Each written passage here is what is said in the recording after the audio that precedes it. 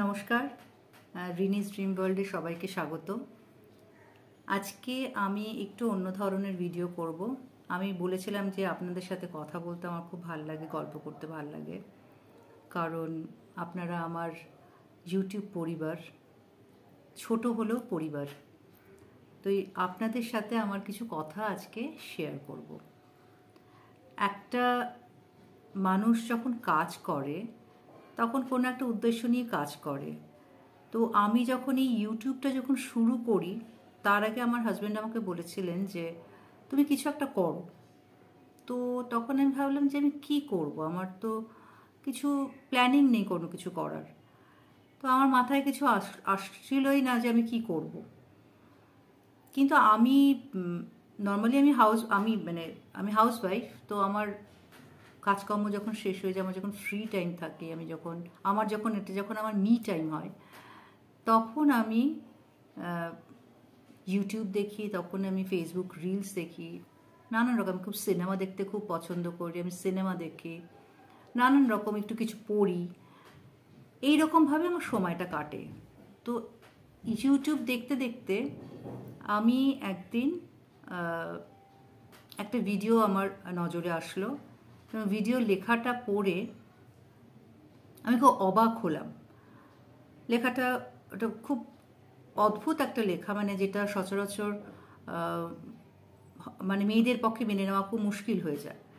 তো ওই লেখাটা পড়ে আমি ভিডিওটাকে ট্যাপ করলাম, এবং ট্যাপ করে আমি ওই ভিডিওটা দেখলাম।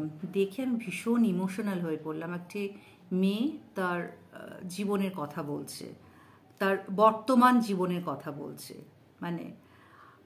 অ্যাকচুয়ালি ও একজন ব্লগার, ও বিউটি ব্লগার, ও সমস্ত সাজগোজ নিয়ে আর কি ব্লগিং করতো। কিন্তু পরবর্তী যেই ভিডিওটা আমি যেটা ট্যাপ করি, তখন তার আগেও বেশ কয়েকটা ভিডিও সে করেছে, এই পরিবারকে নিয়েই আর কি করেছে তার। এবং সেটা দেখে আমি এত ইমোশনাল হয়ে পড়লাম, আমার চোখ দিয়ে প্রায় জলই বেরিয়ে আসলো। যে ভাবলাম যে এরকমও কথা কেউ বলতে পারে ভিডিওতে। যাই হোক, মেয়েটার অত্যন্ত সাহস বলবো যে সে তার পার্সোনাল জীবনটাকে শেয়ার করেছে। সে অবশ্য ভারতীয় না, আমি সব ধরনের ভিডিও দেখি, সে ভারতীয় না। কিন্তু যে উনি যেই এটাতে বিলং করেন, সেখানে কিন্তু এই ধরনের ওপেন কথা বলা আমরা ভাবতেই পারি না। কিন্তু ওর সৎসাহসটা দেখে আমার খুব ভালো লাগলো, এবং প্রত্যেকটা কথা সত্যি, সেটা পরে প্রমাণিত হয়েছে। এবং মেয়েটির এই ভিডিওটা দেখতাম, আমি একদম বসে থাকতাম যে এর পরবর্তীকালে এটা কি, এর পরের দিনটা কি হবে। প্রত্যেক দিনেরই একটা আপডেট উনি দিত আর কি, সে দিত ভিডিওতে। এই করে করে আমার ওই ভিডিওটা দেখা শুরু হলো, এবং আমি ওর চ্যানেলটাকে সাবস্ক্রাইব করি। চ্যানেল সাবস্ক্রাইব অবশ্য আমি শুধু ওর বলে না, আমি অনেক ব্লগারদের চ্যানেল আমি সাবস্ক্রাইব করি, কারণ আমার মনে হয় ব্লগারদের সাবস্ক্রাইব করলে পরে ব্লগারদের মধ্যে একটা উৎসাহ আসে ব্লগিং করার, সাবস্ক্রাইবার বাড়ে, ভিউ টাইম বাড়ে, তাতে উৎসাহ পায় ব্লগাররা। তো সেই মেয়েটার গল্পই বরং আজকে করি, যে মেয়েটা আজকে কোথা থেকে কোথায় এসছে, সেই মেয়েটার গল্পই বরং করি। জানি না এই একটা ভিডিওতে সেটা সম্পূর্ণ হবে কিনা। মেয়েটা একদম সাধারণ একটি হাউসওয়াইফ, 13 বছর বয়সে বিয়ে হয়েছে, তার 3টি সন্তান, সে সন্তানকে নিয়ে মানুষ করে। হাজব্যান্ড খুব একটা যে দারুণ কাজ করে তা না, হাজব্যান্ড একটা দ্বিতীয় বিয়ে করে, এবং সেই বিয়ের আপডেটও প্রতিদিন দিচ্ছে, এবং সেটা নিয়েও কিন্তু বহুভাবে ও ট্রোলড হচ্ছে। কিন্তু অনেকে বলছে মিথ্যা কথা, কেউ ওর সাপোর্টে কথা বলছে, কেউ ওর বিপক্ষে কথা বলছে। কিন্তু মেয়েটা যেই জায়গাটায় দাঁড়িয়ে, সেই জায়গাটায় দাঁড়িয়েই মেয়েটা কিন্তু তার বক্তব্য কিন্তু বলেই যাচ্ছে। সে কিন্তু যে সত্যি, সেটা সে নিজেকে সব দিক দিয়ে প্রমাণ করছে, এবং ছবি সহ। এবং এইভাবে আস্তে আস্তে আস্তে আস্তে ও সাবস্ক্রাইবার বাড়তে থাকে, এবং ওরও উৎসাহ বাড়ে, এবং ও প্রতি মুহূর্তে ও কৃতজ্ঞতা স্বীকার করে তার সাবস্ক্রাইবারদের কাছে, যে আপনাদের সাপোর্ট না পেলে পরে আমি এই জায়গাটায় আসতে পারতাম না। সত্যি তাই, প্রত্যেকটা ইউটিউবার প্রত্যেকটা ব্লগারই যদি তার দর্শকদের কাছ থেকে যদি সাপোর্টটা যদি না পায়, তাহলে সত্যি তার সেই ইন্টারেস্টটা থাকে না। সাপোর্টটা খুব দরকার। আর সাপোর্ট করতে গেলে পরে একটা ইউটিউব চ্যানেলকে সাবস্ক্রাইব করতে গেলে কোনো টাকা লাগে না, কোনো পয়সা লাগে না, একটু মন লাগে, একটু বড় মন লাগে। আর একটু ভিডিওগুলো দেখতে গেলে পরে একটু বড় মন লাগে। তো সেই মেয়েটা আলটিমেটলি তার বর, তার দ্বিতীয় স্ত্রীকে নিয়ে একই বাড়িতে এসে উঠল। কিন্তু মেয়েটা বেশি দিন ওই একসাথে থাকতে পারলো না। খুব আত্মসম্মান মেয়েটার, মানে আমরা দেখে যতটুকুনি বুঝেছি, আমি দেখে যতটুকুনি, প্রচণ্ড আত্মসম্মান।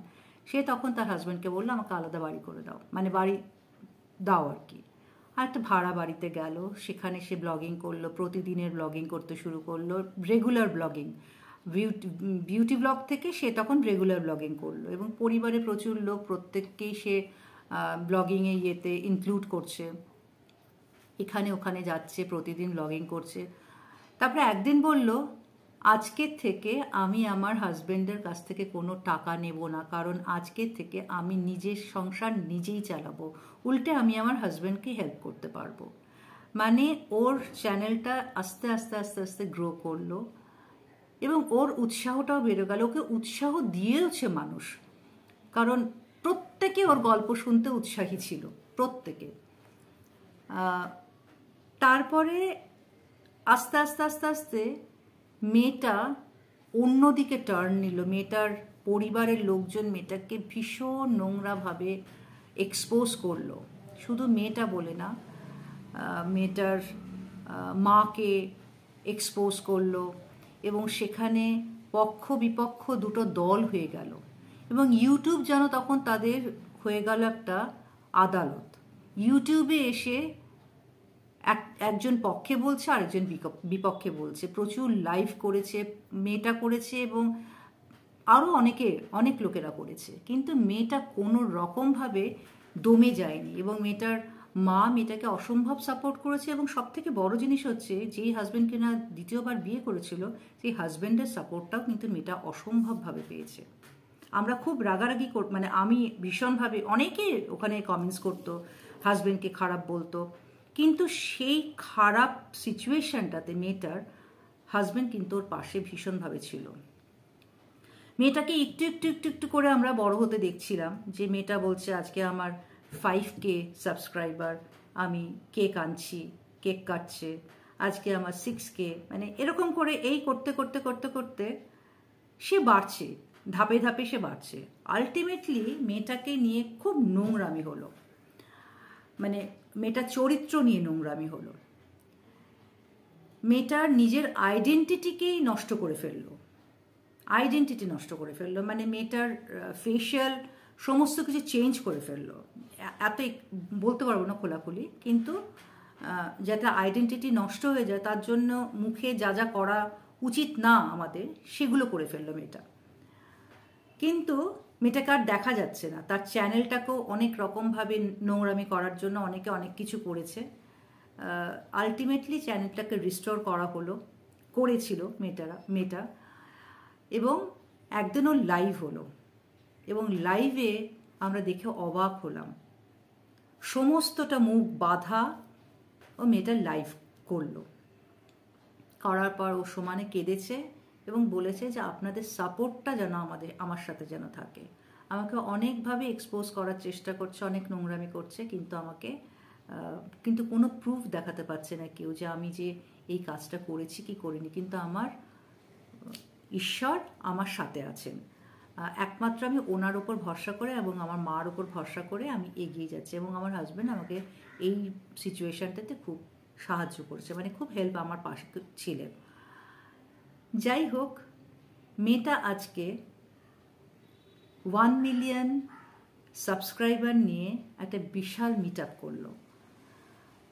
Hats off to that girl, যে কিনা একটা সাধারণ হাউসওয়াইফ, 13 বছরের একটি মেয়ে, 13 বছর বয়সে বিয়ে হয়েছে, একটি সাধারণ মেয়ে, লেখাপড়া জানে না সেভাবে।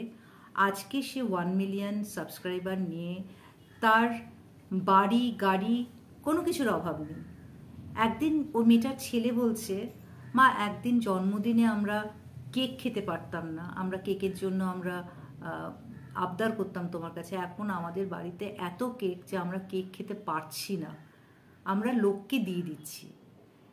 তা আমি একটা মনে করি যে ঈশ্বর যদি সাথে থাকেন তাহলে, আর মনের জোর যদি সাথে থাকে, আর যারা ইউটিউবার বা যারা ব্লগার যারা, তাদের সাথে যদি একটু সাপোর্ট যদি তারা পায়, তারা সব কিছু জয় করতে পারে। তাই আমার একটাই অনুরোধ, আমার চ্যানেলে আমি অনেক মানুষকে দেখেছি সাবস্ক্রাইব করে আনসাবস্ক্রাইব করে দেন। সাবস্ক্রাইব করে আনসাবস্ক্রাইব করাটা জানি না কেন, এটা কিন্তু খুব কষ্টকর একজন ব্লগারের পক্ষে। কারণ আনসাবস্ক্রাইব করলে পরে কিন্তু আমরা কিন্তু দেখতে পাই যে আনসাবস্ক্রাইব হয়ে যাচ্ছে, আমার সাবস্ক্রাইবার কমে যাচ্ছে। তাতে কি হয়, একটু ওয়াচ টাইমটাও কমে যায়, সাবস্ক্রাইবার কমে গেলে পরে মনটা খারাপ হয়ে যায়, উৎসাহটা পাই না, কষ্ট হয়। তাই একটা ভীষণভাবে অনুরোধ, যারা সাবস্ক্রাইব করেন তারা দয়া করে দেখবেন ভিডিওগুলো। কারণ সত্যি কথা, ইউটিউবার হওয়াটা কিন্তু অত সহজ না।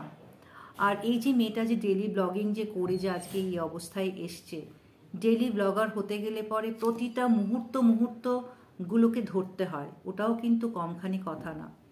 প্রতিটা মুহূর্ত, আমি অনেক সময় ভেবেছি আমি ডেলি ব্লগিং করব, কিন্তু সকালবেলা এত আমার বিস্তর কাজ থাকে যে আমি কখন হাতে ক্যামেরা নিয়ে ঘুরবো। তার থেকে আমার এই কাজটা তাড়াতাড়ি করলে পরে কাজে দেবে। ওইভাবে ক্যামেরা নিয়ে ঘোরা আমার পক্ষে তো সম্ভব একদম হয় না। তাই ব্লগিং কিন্তু কাজটা কিন্তু অত সহজ না। তাই ব্লগারদেরকে একটু অন্তত সম্মান দেবেন, এটা আমার অনুরোধ রইল। সে যে কোনো ব্লগারই হোক না গিয়ে, আমি কিন্তু সব সময় ব্লগারদের সম্মান দিই। যখন আমি নিজে ইউটিউব চ্যানেল যখন আমি খুলিনি, তখনও কিন্তু আমি যেই চ্যানেলটাকে সাবস্ক্রাইব করেছি, কোনোদিনও কিন্তু সেই চ্যানেলটা আজ পর্যন্ত আনসাবস্ক্রাইব কিন্তু করিনি। কারণ আমার মনে হচ্ছে আনসাবস্ক্রাইব করলে পর তাদের একটা সাবস্ক্রাইবার কমে যাবে, তাদের ওয়াচ টাইম কমে যাবে। নোটিফিকেশানটা আসে, কোনো সময় দেখি, সাথে সাথে আসলে কোনো সময় দেখি, আবার কোনো সময় সাথে সাথে না দেখলে পরে দেখি। তাই অনুরোধ রইল যে সাবস্ক্রাইব করুন, আমাকে আমার পাশে থাকুন, আমার সাথে থাকুন, আমার ভিডিওটা দেখুন। আপনাদের সহায়তা পেলে পরে কি হবে, আমার আরও ভিডিও বানাতে ইচ্ছা জাগবে। তা না হলে সত্যি আমার ভালো লাগে না, মন খারাপ হয়ে যায়। আর এই মেয়েটার ভিডিও দেখেই কিন্তু আমি খুব ইন্সপায়ার্ড হয়েছিলাম। আমি তখন ভেবেছিলাম যে আমি একটা এই ইউটিউব চ্যানেল বানাবো। আমার হাজব্যান্ড যখন বলেছিলেন তুমি কিছু একটা করো, তখন আমার এটাই মনে হয়েছিল যে একবার চেষ্টা করে দেখি। কিন্তু তখন আমি কিচ্ছু জানি না, আমি তখন কি করব কিচ্ছু বুঝে উঠতে পারছিলাম না। কিভাবে কি ভিডিও এডিট করতে হয়, এটা এত সহজ না। অনেক চেষ্টা চরিত্র করে সেটাকে আমি নিজেই তো শিখেছি। এবং আমার মাসির ছেলে আমাকে এই কাজটা করতে অনেকটা সাহায্য করেছে। ওকে যখন আমি পারতাম না, ওকে ফোন করে জিজ্ঞেস করতাম কীভাবে কী করবো, এটা একটু বলে দে।